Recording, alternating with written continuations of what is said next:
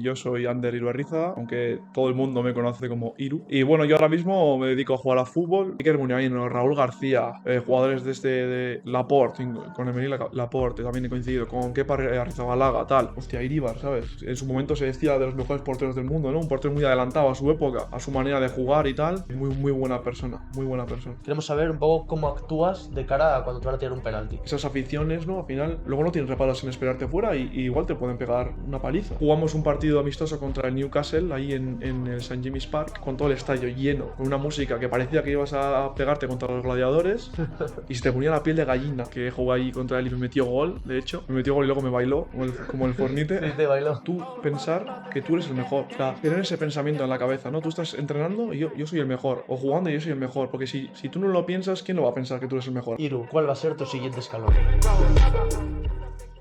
Luego otra pregunta que tenemos es ¿qué consejos darías a los padres que aspiran? Porque hemos hablado del tema de los chavales, que pues a veces incluso los padres igual actúan, son los primeros a veces en dar la peor imagen muchas Mm. veces en el fútbol, ¿no?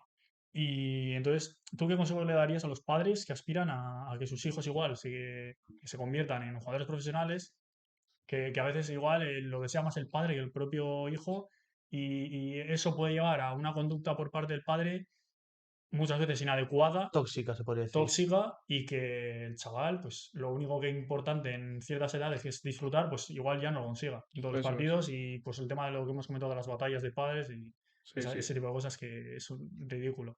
Es clave lo que has dicho, que es disfrutar, ¿no? Al final, yo he visto muchas veces padres que quieren que su hijo sea jugador de fútbol, ¿no? Que se dedique a jugar de fútbol y lo desea muchísimo y sus comportamientos no son adecuados porque vas a un partido y ves al padre exigiendo a un niño, no a su hijo, sino a los de alrededor también, o porque no le han pasado balón a su hijo, o porque ha hecho una cosa que no debería hacer. Y hay gritos, y la verdad que a mí me parece penoso que tú vayas a un partido de niños y veas a padres que estén gritando, o al árbitro, que es otro chaval que está trabajando también, recibiendo gritos por parte de los padres de los niños, que son padres. Que al final tú vas a un partido y el que juega o el que es protagonista son los jugadores, no los padres, y parece Claro. que van ahí a montar un número. Y la verdad que eso es muy feo, ¿no? A mí me parece penoso, ya dicho. Y luego también he visto padres que se creen que su hijo es el mejor del mundo, que va hablando con aires de superioridad hacia los demás siempre. Y también ya te digo que es tóxico porque al final se crean malos rollos entre los padres, siempre hay broncas y de todo. Y la verdad que lo que le diría es que dejen a los chavales disfrutar, que lo hagan porque les gusta a ellos, que se diviertan, que es lo primordial al final en un juego, que vuelvo a repetir que es un juego, que se diviertan y que quemen las etapas que tengan que quemar disfrutando. Y después ya se verá, pero que no reciban, yo por suerte no he recibido ninguna parte de presión de mis padres en ningún momento, pero ya te digo que conozco a gente que sí que recibe y que al final han acabado dejando el fútbol porque no les gusta, al Claro. final Le están, coges asco al final. claro, estás obligado por tu padre, luego juegas mal o lo que sea, y igual tienes hasta bronca, tú has ido a jugar un partido y tienes bronca en casa por hacer varias cosas y al final pues he conocido a gente que ha dejado el fútbol. Y eso es algo que no debería ni existir, ¿no? Pero ya te digo que lastimosamente va a seguir existiendo siempre, yo creo. O sea, al final una conducta así, lo único que consigues es que tu hijo, todo lo contrario a lo que tú querías que consiguiese, mm, Igual un padre que ve acabe... que cierto niño destaca o lo que sea y le ficha a otro equipo y tú piensas, ¿y mi hijo por qué no? Si mi hijo es mejor, no sé qué, y ya, pues ya te digo, tú le creas esa presión al chaval porque le empiezas a meter historias en la cabeza y luego él va al campo o no juega porque el entrenador piensa que no tiene que jugar y ya el padre ya está contra el entrenador, está contra todo Claro. y... Esa es otra historia también, que muchas veces un padre también, muchas veces igual le echan cara cosas al entrenador. Claro, Cuando el claro, y entrenador es otro más que está haciendo su trabajo lo mejor que puede claro, y tú no puedes ir diciéndole a tienes que sacar a mi hijo en más minutos. O sea, él va a ver mejor que nadie mm, cómo pues las estrategias y cuándo tiene que sacar a uno, a eso otro es. o lo que sea, ¿no? Y lo que veo es que a los padres, a esos padres se les da demasiado protagonismo, ¿no? Al final deberíamos de intentar evitar ese tipo de cosas. Sí.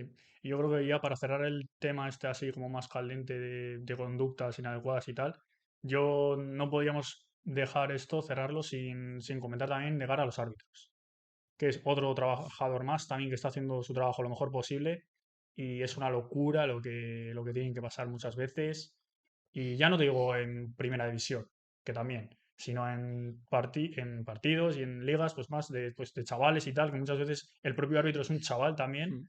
y a veces tiene que pasar unas cosas que habrá habido momentos en los que hasta un árbitro se ha tenido que detener el partido porque no ha Sí. podido. O sea, yo he visto alguna vez eso de primera mano y el árbitro que se ha tenido que ir porque no aguantaba más, es que no se puede, no se puede. Bueno, ahora, Que le buscan a la salida también. Por hacer cosas Bueno, al coche, que eso se sí, pare. sí, ya, en algún otro país ha habido que el fútbol al final se vive mucho con pasión, sobre todo pues en Argentina, en México y esos países al final se vive con el fútbol es pasión para ellos, es mucha pasión y si un árbitro comete un error y al final ese error hace que tu equipo pierda, por ejemplo, esas aficiones, ¿no? Al final luego no tienen reparos en esperarte fuera y igual te pueden pegar una paliza.